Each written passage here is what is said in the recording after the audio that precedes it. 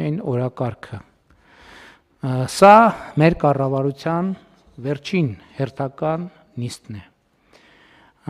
Ազգային ժողովի 9-րդ գումարման ազգային ժողովի ձևավորման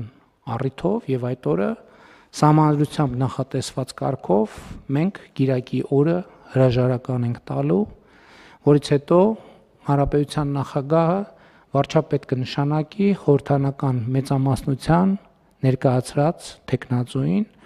եւ հետեւաբար այս կազմով մենք հանդիպում ենք վերջին անգամ։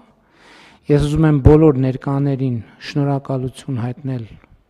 այս ընթացքում կատարած աշխատանքի համար, ինչի արդյունքների մասին խոսել ենք եւ խոսելու առիթներ էլ կունենանք, բայց մեր մի շարք գործընկերներ, ովքեր այստեղ ներկա են, հաջորդիվ